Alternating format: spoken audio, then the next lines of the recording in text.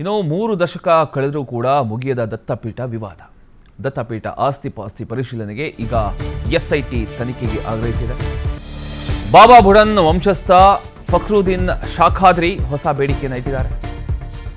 ದತ್ತಪಾದಕ್ಕೆ ಔದಂಬುರ ಮರದ ಇತಿಹಾಸ, ಸತ್ಯಾಸತ್ಯತೆ ಬಯಲಿಗೆ ಈಗ ಒತ್ತಾಯ ಕೇಳಿಬಂದಿದೆ. ದತ್ತಾತ್ರೇಯ ಪೀಠದ ಹಿಂದೂ ಕುರುಹು ಪತ್ತೆಗೆ ಪರೋಕ್ಷ ಒತ್ತಾಯ ಮಾಡ್ತಾ ಇದ್ದಾರೆ. ಸರ್ಕಾರದ ಬಾಬಾ ಬುಡನ್ ಶಾಖಾದ್ರಿ ವಂಶಸ್ಥರಿಂದ ಟೈಮ್ ಲೈನ್ ಕೂಡ ನೀಡಲಾಗಿದೆ.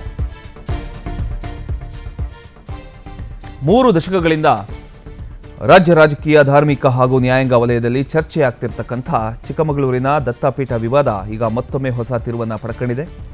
ದತ್ತಪೀಠದ ಇತಿಹಾಸ, ಆಸ್ತಿಪಾಸ್ತಿ ಹಾಗೂ ಧಾರ್ಮಿಕ ಪರಂಪರೆಯ ಬಗ್ಗೆ ಸಮಗ್ರ ತನಿಖೆ ನಡೆಸಬೇಕು ಅಂತ ಹೊಸ ಬೇಡಿಕೆಯನ್ನು ಸರ್ಕಾರದ ಮುಂದೆ ಈಗ ಇಡಲಾಗಿದೆ.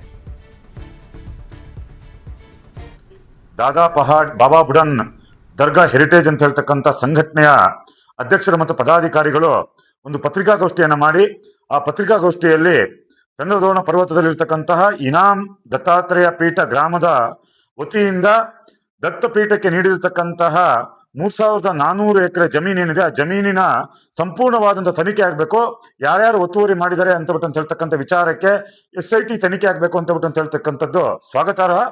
ಅದಾದ ನಂತರ ಅವರು ಮುಂದುವರೆದು ಹೇಳಿದ್ದಾರೆ, ಏನು ದತ್ತಪೀಠದಲ್ಲಿ ಈ ಚಿಕ್ಕಮಗಳೂರಿನಲ್ಲಿ ಅರೇಬಿಯನ್ ಅಂತ ಹೇಳ್ತಕ್ಕಂತಹ ಒಂದು ಕಾಫಿಯನ್ನು ತಂದಿರತಕ್ಕಂಥದ್ದು ಬಾಬಾ ಬುಡನ್ ಅಂತ ಹೇಳ್ತಕ್ಕಂಥದ್ದು ನಾನು ಪದೇ ಪದೇ ಹೇಳ್ತಿದ್ದಾರೆ. ಅವರಿಗೆ ನಾನು ಮತ್ತೊಮ್ಮೆ ಸ್ಪಷ್ಟಪಡಿಸಕ್ಕೆ ಇಷ್ಟಪಡ್ತೀನಿ. ಒಮಾನ್ ಅಂತ ಹೇಳ್ತಕ್ಕಂಥ ದೇಶ ಅದು 5000 ವರ್ಷಗಳ ಇತಿಹಾಸ ಇರತಕ್ಕಂಥ ದೇಶ ಆಗಿದ್ದು, ಅಲ್ಲಿ ಮೋಕಾ ಅಂತ ಹೇಳ್ತಕ್ಕಂಥ ಪ್ರದೇಶದಲ್ಲಿ ಆ ಹಿಂದೆ ಅಲ್ಲಿ ಕಾಫಿಯನ್ನ ಬೆಳೀತಿದ್ರು ಅಂತ ಹೇಳ್ತಕ್ಕಂಥದ್ದು. ಹಾಗಾಗಿ 1400 ವರ್ಷಗಳ ಇತಿಹಾಸ ಇರತಕ್ಕಂತಹ ಇಸ್ಲಾಮಿಗೂ ಮತ್ತು ಒಮಾನಿಗೂ ಯಾವುದೇ ರೀತಿಯಾದಂತಹ ಸಂಬಂಧವಿಲ್ಲ ಅಂತ ನಾನು ಹೇಳಕ್ ಇಚ್ಛೆ ಪಡ್ತೀನಿ. SIT ಮೂಲಕ ಒಂದು ಸರ್ಕಾರ SIT ರಚನೆ ಮಾಡಿ ಒಂದು ತನಿಖೆ ನಡೆಸಬೇಕಂತ ನಾವು ಕೂಡ ನಮ್ಮದು ಕೂಡ ಒಂದು ಆಸೆ ಇತ್ತು. ಯಾಕಂದರೆ ಈ ಸಂಸ್ಥೆಯನ್ನು ನ್ಯಾಯ ಸಿಗಬೇಕಂತ. ಅದೇ ರೀತಿಯಲ್ಲಿ ನಾವು ಕೂಡ ಇವಾಗ ಒಂದು ಮನವಿ ಕೊಟ್ಟು ಬಂದಿದ್ದೀವಿ. ವಿಚಾರ ಏನಂದರೆ, ಇಲ್ಲಿ ಹಲವು ಜಮೀನಿತ್ತು, ಇನಾಮ್ ಲ್ಯಾಂಡ್.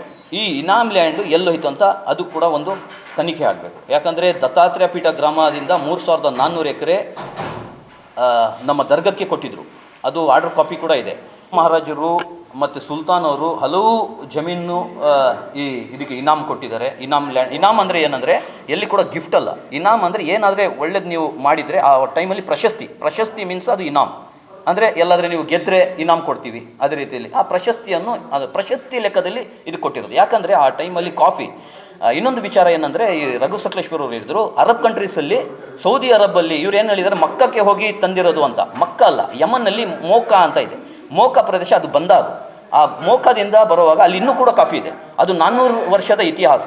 ನಮಗೆ ಇಲ್ಲಿ ಬಂದಿರೋದು ಬಾಬಾ